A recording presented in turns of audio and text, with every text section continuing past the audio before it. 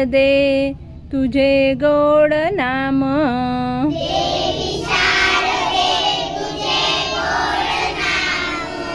तुझला मी करीतो प्रणाम, विद्या अभ्यास एकच ध्यान, सदा करीतो तुझे चिंतन,